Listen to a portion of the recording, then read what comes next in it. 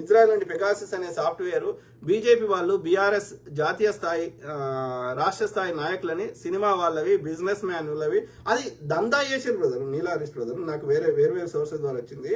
వాడు phone tapping చేసింది వీడు పర్సనల్ బెనిఫిట్ కోసమో రాజకీయ ప్రయోజనం కోసం కాదు. వాళ్ళు దందా చేసారు.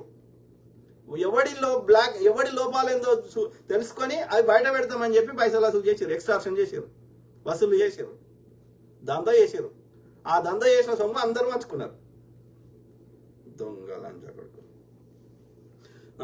పెగాసిస్ అనే సాఫ్ట్వేర్ బీజేపీ వాళ్ళు బీఆర్ఎస్ జాతీయ స్థాయి రాష్ట్ర స్థాయి నాయకులవి సినిమా వాళ్ళవి బిజినెస్ మ్యాన్లవి దొంగతనం అన్న విషయం అందరికీ తెలుసు. ఆ డేటా ఎక్కడ దొరుకుతుందని రేవంత్ రెడ్డి అధికారంలోకి రాగానే భయపడి ఆ డేటాని కాల్ చేశాడు. ఎందుకు కావాలరా యూట్యూబ్ లో వీడియో అంటే దొంగతనం చేయాలి కానీ దొరకవద్దు. దొంగ పడుకో. యూట్యూబ్ లో వీడియోలు ఉన్నాయిరా దొంగ ముండా కొడకల్లారా. బీఆర్ఎస్ వాళ్ళు మీకే ఇద్దరు దమ్ముంటే యూట్యూబ్ లోకి చూడు. ఫోన్ ట్యాపింగ్ జరిగింది కాబట్టే తెలంగాణలో కాంగ్రెస్ కి రావాల్సింది 96 వరకు రాలేదు. మీ భాగవతం మొత్తం తెలుసు. బీజేపీ బీఆర్ఎస్ కుక్కల్లారా. Correct brother. అడ్డదారులు రావాలి, మన ఇబ్బంది పెట్టాలి, మన వ్యక్తిగతంగా ఫ్యామిలీ మెంబర్స్ మధ్య కొట్లాట పెట్టాలి, ఫ్యామిలీ మెంబర్స్ ఆడుకొని మన ఇబ్బంది పెట్టాలి.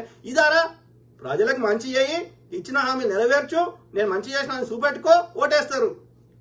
మోసం చేసుడు, ఈవీఎంల రిప్లేస్ చేసుడు, వాని వ్యక్తిగతంగా బెదిరించుడు, సిబిఐడి పంపించుడు, గిదారా అడ్డదారులు గెలుచుడారా. ప్రజల హృదయంలో నువ్వు స్థానం సంపాదించుకొని గెలిస్తే గెలిచినట్టు మోసం చేసి అన్ని దోసుకొని కులాల కుంపటి పెట్టి మతాల కుంపటి పెట్టి వాళ్ళ దృష్టిని డే టు డే ప్రజా సమస్యలను మరల్చి ఒక సెంటిమెంట్ లేపి దాన్ని మళ్ళా ఓటుగా మలుచుకొని మళ్ళీ దాచుకుంటా ఇంకా ఎక్కువ దోసుకుంటా అంటే ఏం చేసుకుంటావు? వాజ్పేయి ఉన్నాడా అయ్యాలా? సావర్కర్ అంటే వాడు ఉన్నాడా అయ్యాలా? మోడీ గారు ఉంటాడా ఇంకా 5 ఏళ్లకు 10 ఏళ్లకు? కేసీఆర్ గారు ఉంటాడా అయ్యాలా? తిన్నది అరగది. ఆల్రెడీ మీ ఆర్గాన్స్ చక్కగా పనిచేస్తలేవు. ఏం చేసుకుంటారు? అందరు సొమ్ము దోసుకుని ఏం చేసుకుంటారు ఇలా లంచ కొడుకులు? వాళ్ళకే తెలియదు. వాడిని మోడీ కానీ 11 అడుగుల దాంట్లో పెట్టి కాలుస్తారా? అని కూడా 6 అడుగుల దానిలే కదా. లుచ్చబాడుకో. నరేష్ యాదవ్ అంటున్నారు తప్పకుండా బ్రదర్. ఎవరి గురించి అయినా మాట్లాడుతూనే ఉంటా.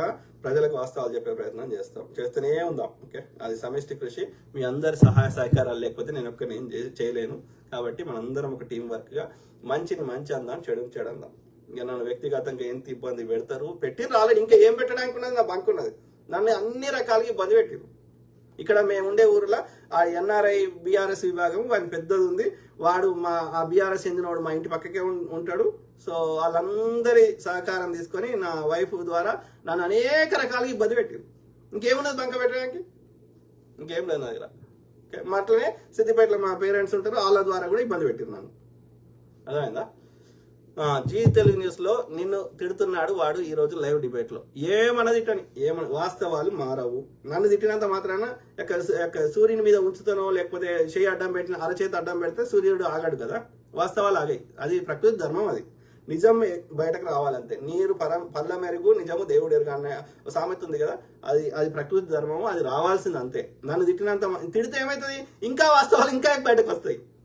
అర్థమైందా? తిట్టుకొని మన కొరికేది ఏం లేదు. ప్రజలకు వాస్తవాలు చెప్పడమే మన ధర్మం. Okay, I keep talking.